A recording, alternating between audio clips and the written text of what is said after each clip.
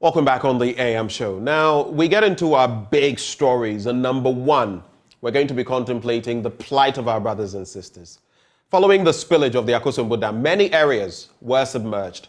Bator is one such area.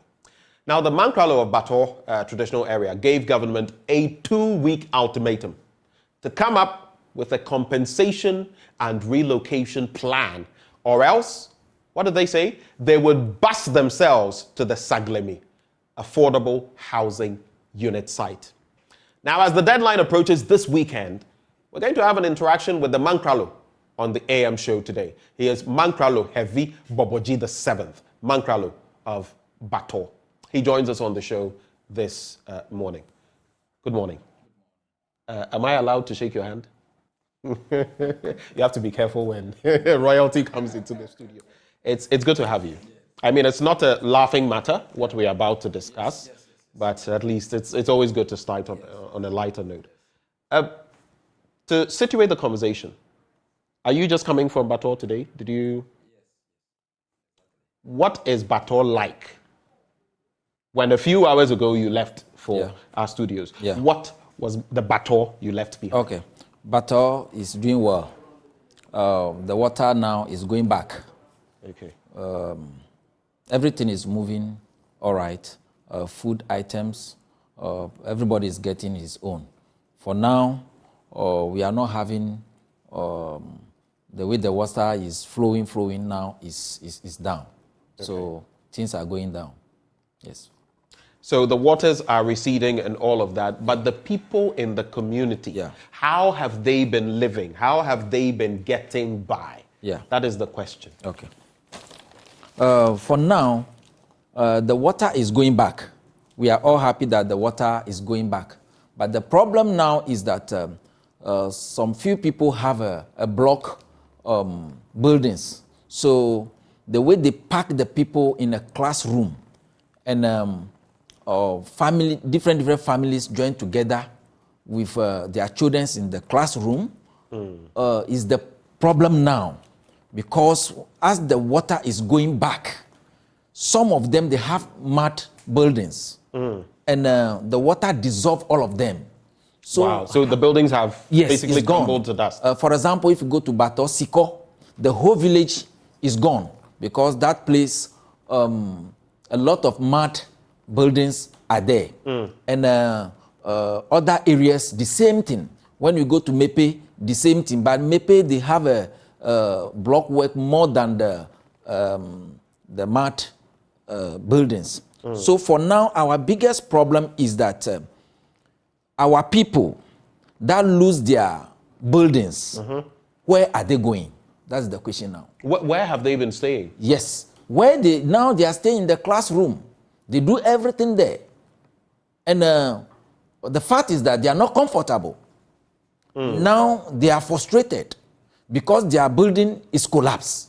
Where are they going? And up to now, we are expecting the nation controllers to the presidency or the government to come out and say something so that the people can have something in their mind that, by tomorrow, by next week, by 1 month time, this thing is going to happen. But we are not hearing anything yet. Though the NADMON and their people, they are doing very well to protect and make sure that the situation calms down. They are removing water from some areas that the water locked. But the question is that the people that they are building collapse, where are they going?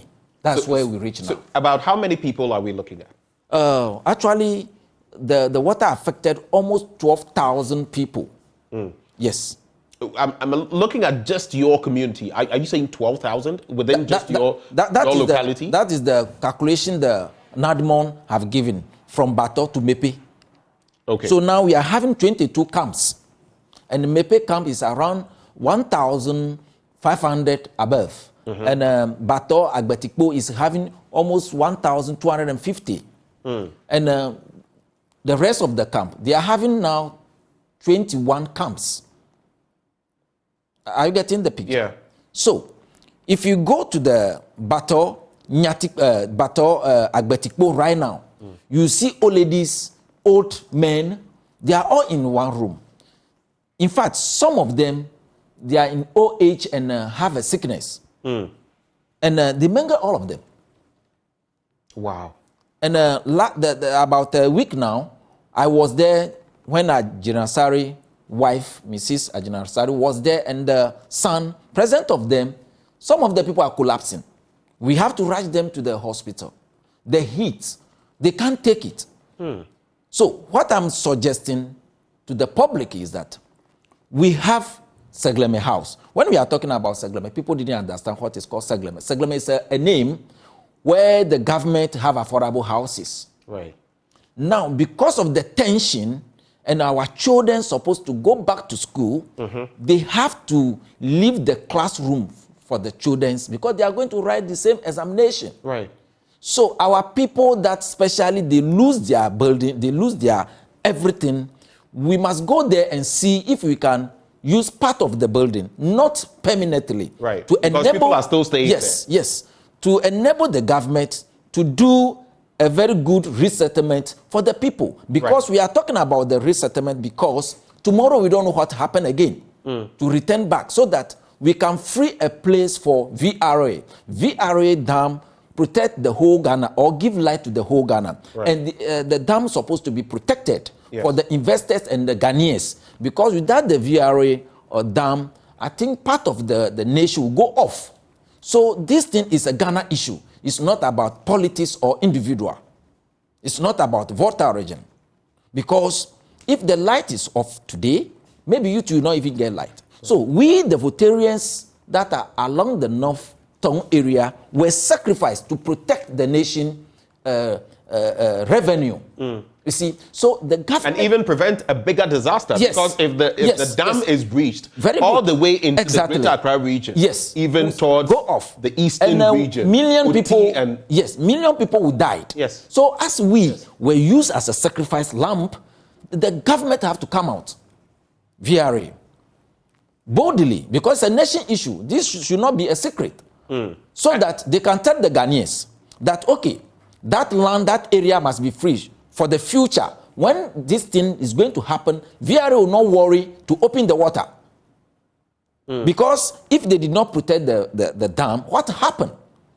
So as we lose our properties, our everything, you just wake up one day before you see your everything is gone, we need a resettlement plan and compensation.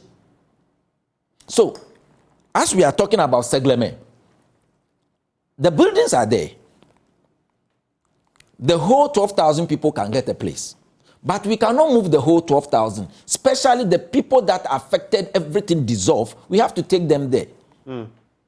So I can tell you that I go there myself to observe the way things going on there. You can see that Ghana, in some way, we have a problem. Assuming that a Ghanaian worker is ending around 4,000 at the end of the month. And at the end of the month, every day he's spending 100 Ghana cedis, evening and morning. At the 30 days, it's about 3,000. If he's having about 2 children and a daily fee, at the end of the day, he cannot buy cement, he cannot buy iron rod. But if you go to Segleme, go and see the buildings that lie down there, and the cockroaches and the spider and the snakes are patronizing inside. And gates that they fix before, when I was there, they have removed some of the gates, the windows, and the building was built for the people. We'll get to Segleme because that's another conversation altogether. Yes, a whole new. But I'd like to find out. Yes. I don't know whether you were at the site when President Akufo-Addo visited the people of the Volta region. Yeah. Were you there? Yes. Okay. I was around. How did you feel about his comments and the reassurances that he gave? Because he mentioned that, listen, you are all part of Ghana, and I'm here because this calamity has befallen you and all of that. But as of this point, where, per what you're telling me, not much has been done, does that make you feel any less Ghanaian? Does that let you feel you are being marginalized in any way?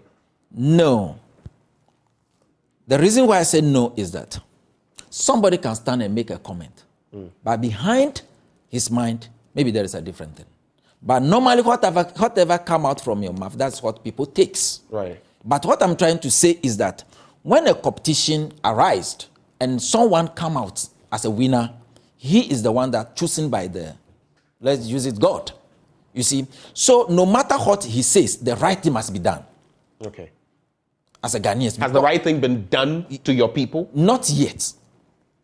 The settlement is the right thing for us. And we didn't have it yet.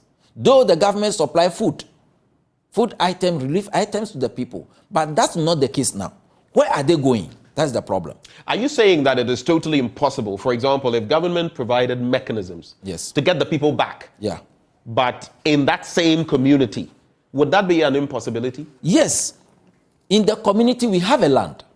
Dr. Kwame Nkrumah have a land over there, which is belong to our great grandfathers. A very huge land, which is in the highland, a high place. Water cannot go there. That's a gay area. So what we are asking is that if the government would like to resettle our people within the community, we are okay.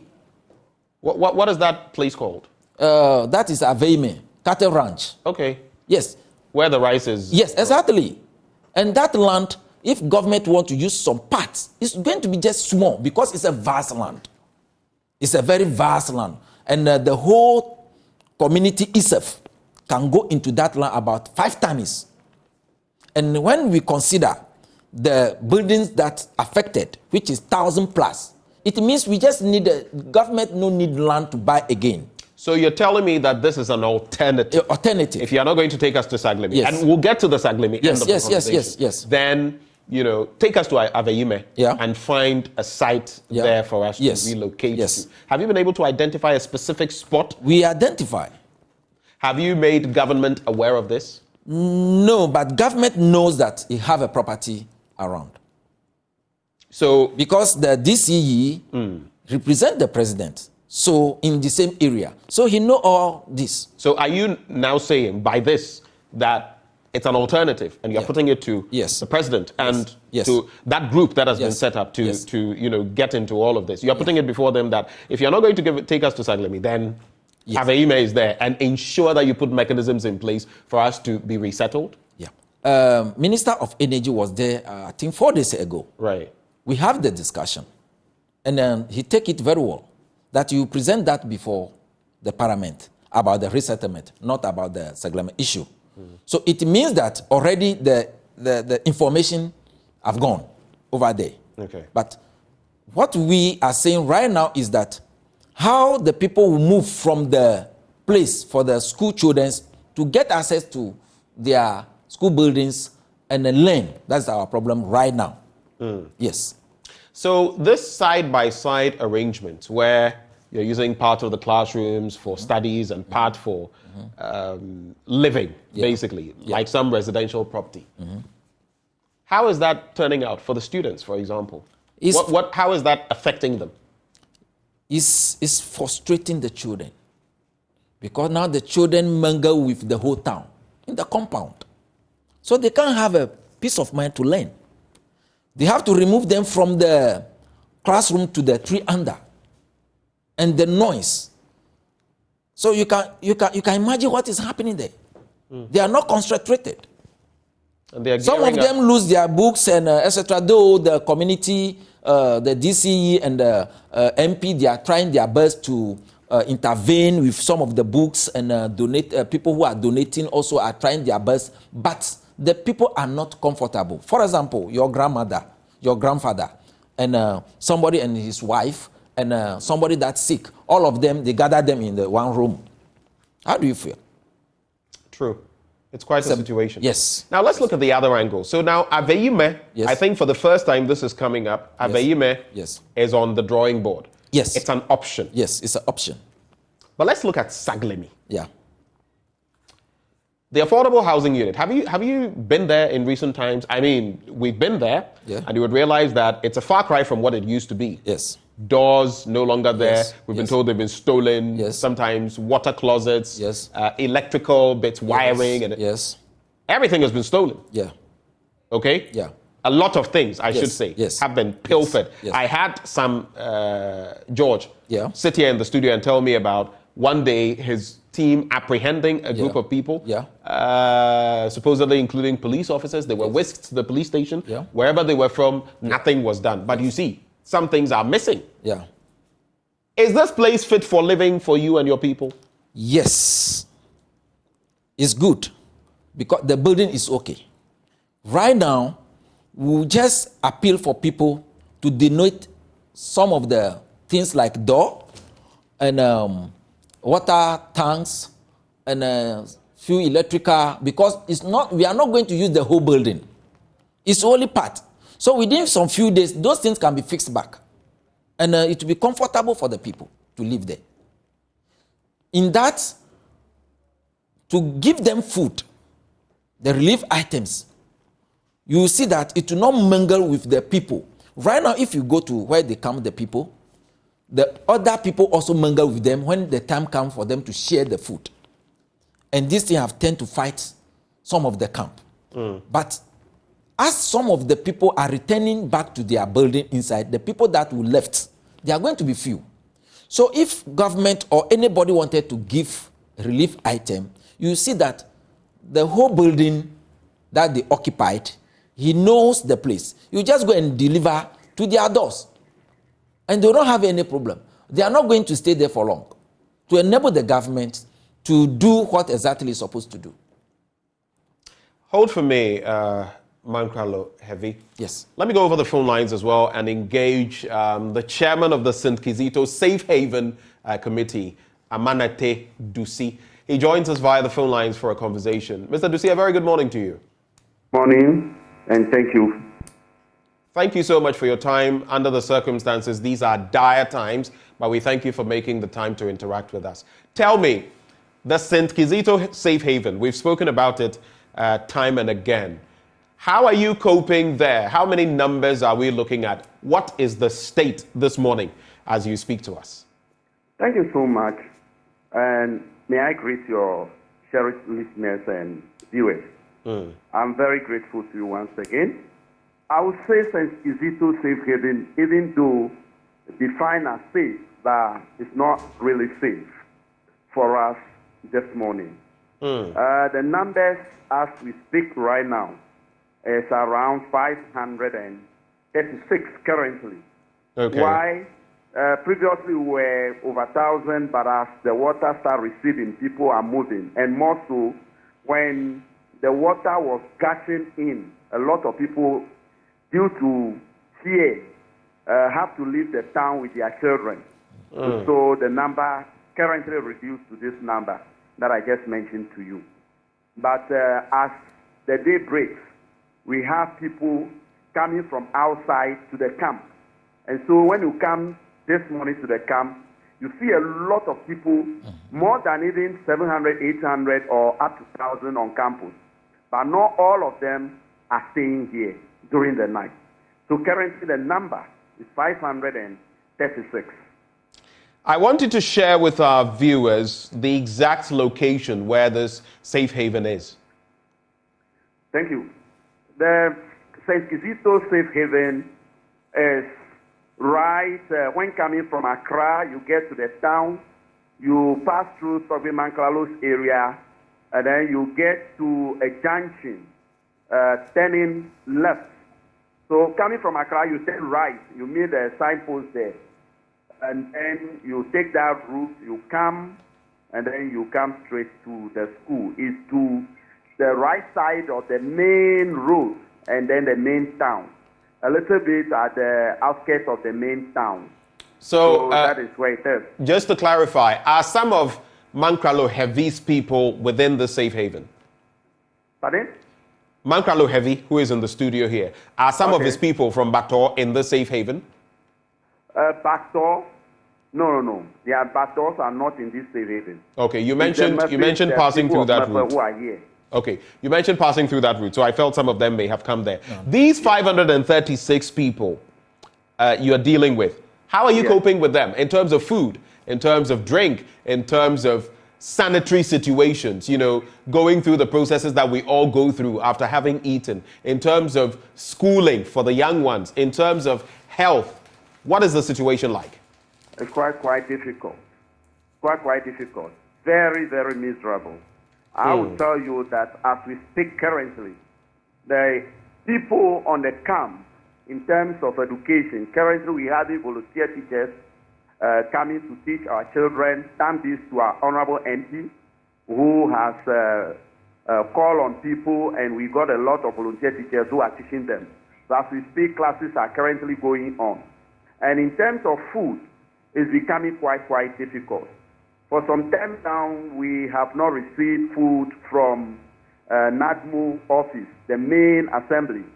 But thanks be to Kalau FM and few other FMs and TV stations who sometimes visit us and present food items and then clothing to our people. And these clothing and items are shared per the list of households that we have and their numbers. We share the food items to them accordingly. And for health, that is one of the biggest challenges we have currently. We don't have dustbins on campus. And it's not an environment where we have 500 people living, and dustbins are not there. Health will be the greatest problem. And as we speak, it's quite difficult. We have a lot of children who are roaming around and taking everything they set eyes on.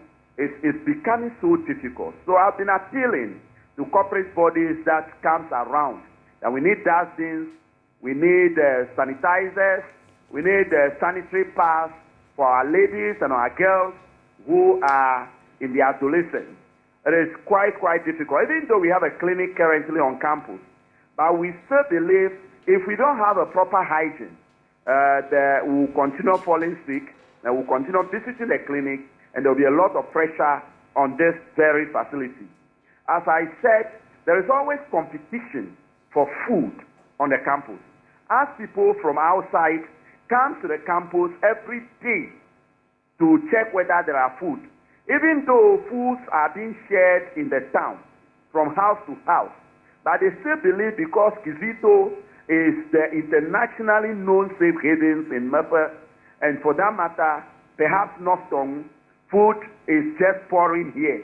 So they come, the little they bring, people bounce on it and then share with the inmates here. And then also, the people who are coming from outside to the campus, some of them really were not were not flooded, but as a result of fear and the DRA's sensitization that when the water starts coming, move to higher ground. A lot of people also move as a result of fear to Kisto campus. As the water started receding, we are asking them to go back to their houses since they were not flooded. The water did not take them, so that the few that will remain, the little food that will be that they will bring here, they will also be able to manage it sufficiently for their use.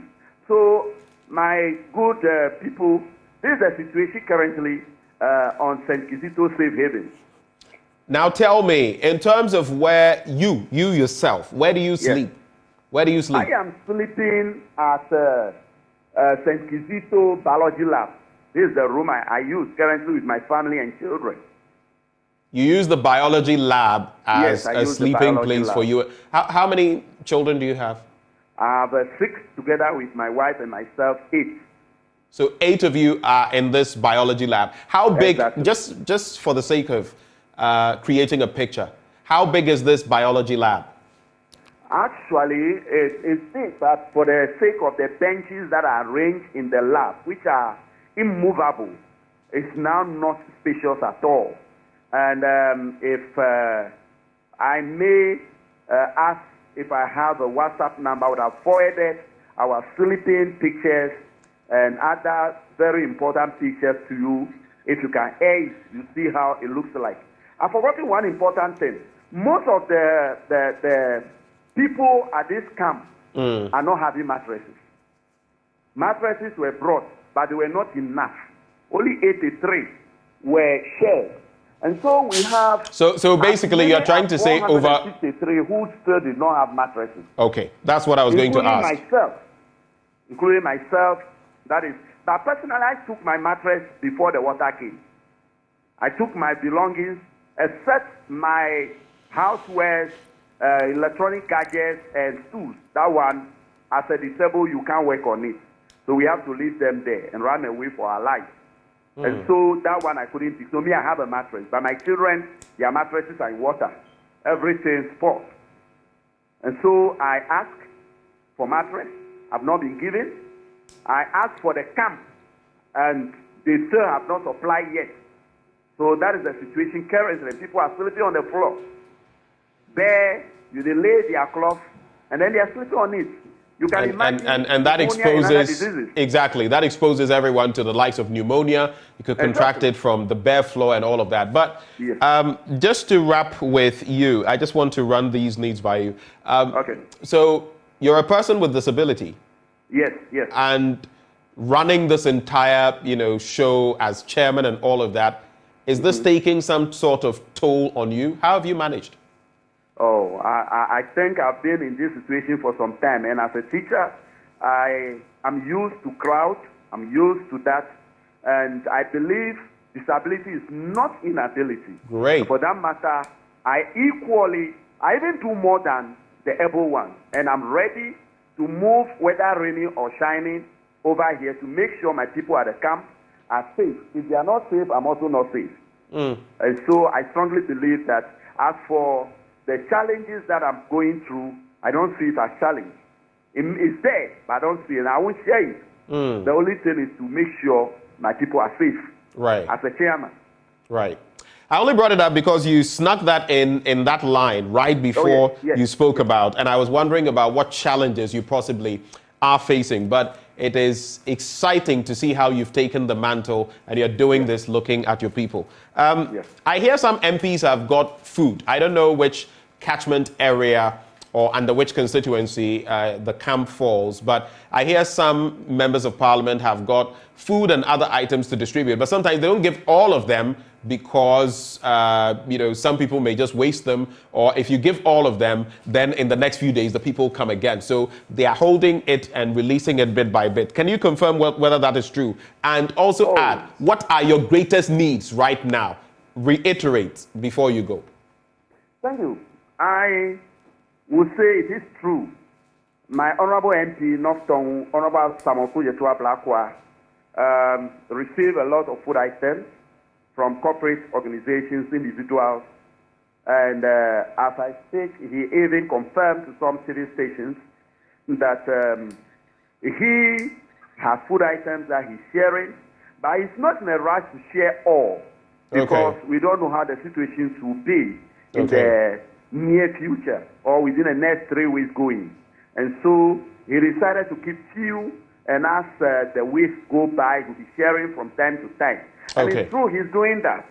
He's doing that. He even was on my campus, my safe haven, to donate book items, school materials, bags, shoes, pen, pencils, and other valuable items to my children, my students who are here, or people who are here. And so I can confirm that that is true. Okay. The immediate items that we need is mattress. All right. So the immediate item you need is what? A mattress or mattresses? Mattresses for my people. You need 453, right? 53 mattresses. 453. Exactly, 453 mattresses. 83 was shared. We are 536. All right. 83 mattresses were shared. Amanete Dusi, we're grateful that you joined us this morning. And thank you so much for the good work you're doing for God and country. He's chairman of the St. Kizito Safe Haven Committee. If you are in the position to donate even up to about 500 mattresses, they need your help. And that's why I wanted us to reiterate. They need 453 of them. But let me come back into the studio to Mankralo Heavy Boboji the 7th. Aveyime Saglemi. Now we have two options. Yes. Between these two, which would be your first option? My first option would be Saglemi. Because if the government choose to do something, it cannot finish one day. Right. Yes. But the people have to be... So Saglemi is already there? Yes, already there. You know, let me use this opportunity to say this. We as a human, sometimes we are not faithful in some areas. We have to thank Ghanaians for what they have done for us when it comes to food item. A lot of people have given food. But do you know, this mattress issue, I was there to investigate some of them. You know, when they send the mattress like this, and they lay down the mattress, and they see that visitors are coming, before you get to the room, people remove all the mattress. Really? Yes, you will not even see one in the room. Why? Because they want more? And I don't know why it happened. That's why I was thinking that when the people were camped in government premises or somewhere, they counted the rooms, they donated whatever they donated to them. I was there, 120-something mattress was given by Okujeto Ablakwa to the people.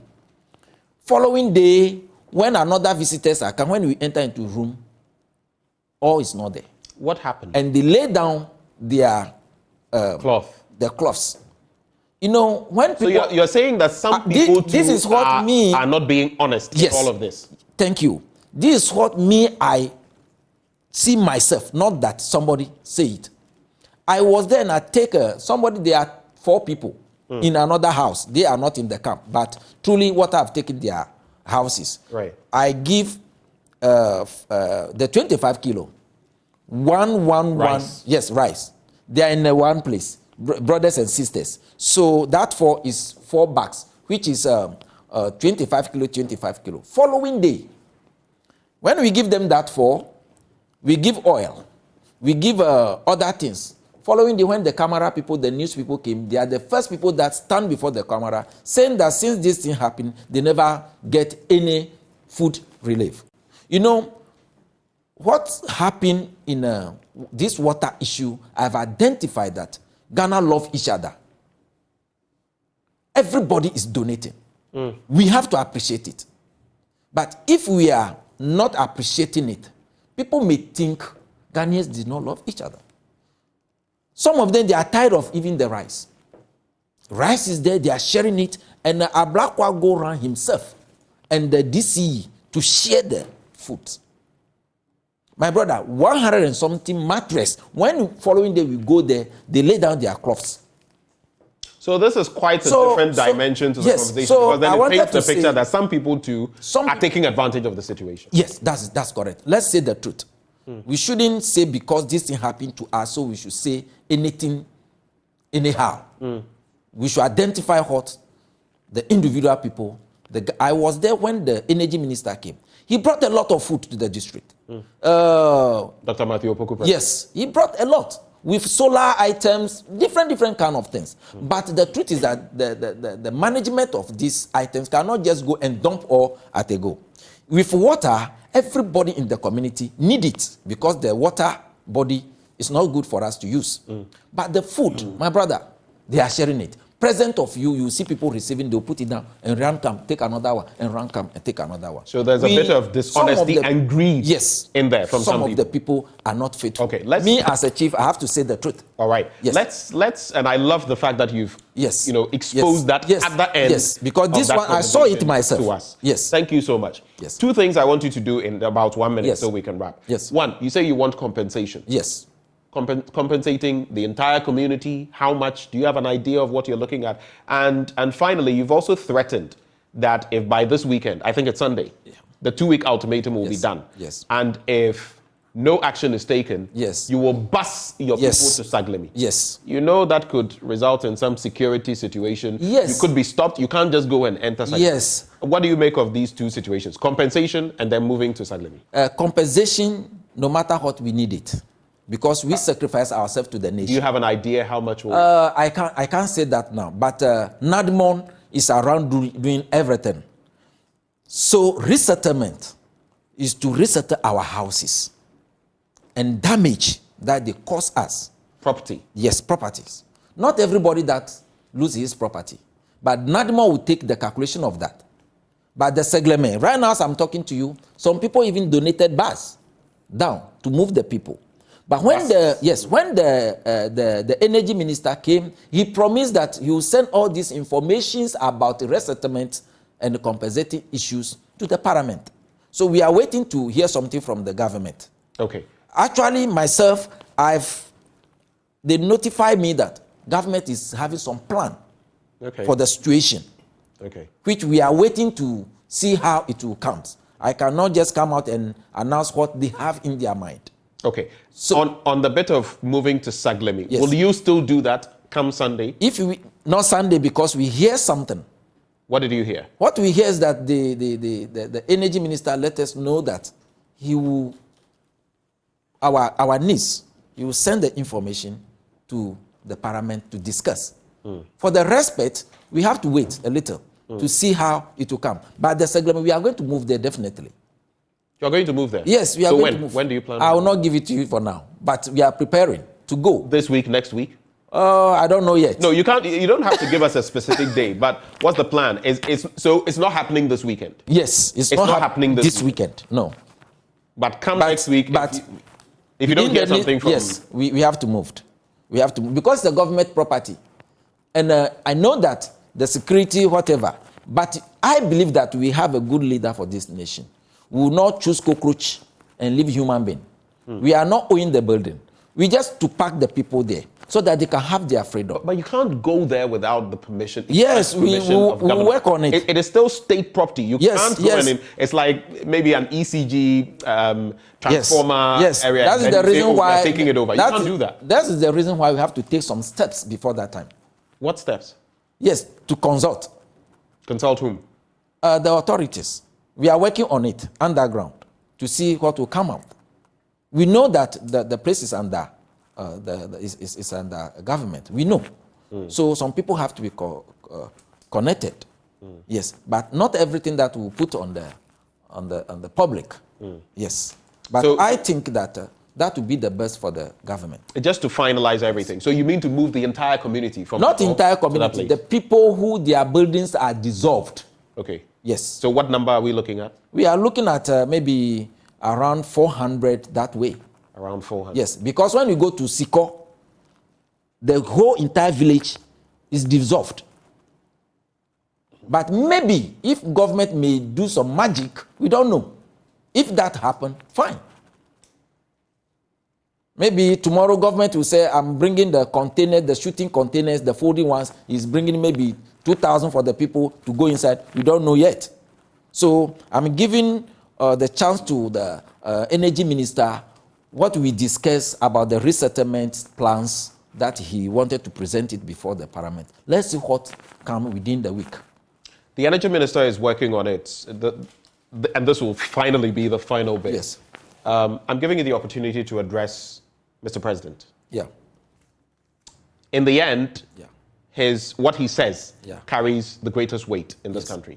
In some 20, 30 seconds, what will be your message to the president on behalf of your people? That's how we'll wrap it up. What I wanted to say to my loved president is that when critical conditions like this, some of the jokes, people doesn't take it as he think, like, I see you, you know that you didn't vote for me. I think that's not the time for that word. But I'm trying to say that as he's the father for the whole nation, he should come out to say something to our people to know that they have a father and he's thinking about them. Also to use the opportunity to thank the whole Ghana that they have shown a lot of concern about this situation, especially the TV stations, the media. They all organized to the place. In fact, if not Ghanaians to vote their time to do that, I don't know what happened, because government supply foods is very few, not huge. The individuals ones are very huge. So it means that the dam, everybody is thinking about it. Mr. President should do anything, enemies, to prove to the votarians that he loves them than what people think. All right. Mankralo Heavy Boboji the 7th, we're grateful. Thank you so much for coming. Thank you. Thank you for joining me in the studio.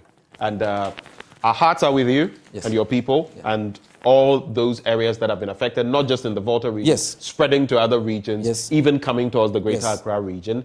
And we'll continue to do our bit, exposing what is happening and ensuring that attention remains here. But you know that the other regions, because the VRA could not be able to open much. That's why it affected them. But if this area is free, it means that Biari can open more. Right. From Afram Place, Germany areas will not have any problem again. But because they are afraid of here, if they open all, it will affect death. Right. Yeah, that's why they were affected. Right. But if here is free, we will not have this problem in the country. Indeed, the VRA, opening 2 of those spillage points at a go. But we were joined in the studio, outside of the studio, we had the chairman of the St. Kizito Safe Haven Committee, Amanete Dusi, joining the conversation. But in the studio, we had Mankralo Heavy Boboji the 7th, the Mankralo of Bator. And this is the state of affairs. This is how far they have come. Do stay with us on the AM show. There's a lot more coming your way. Up next, we'll be right back.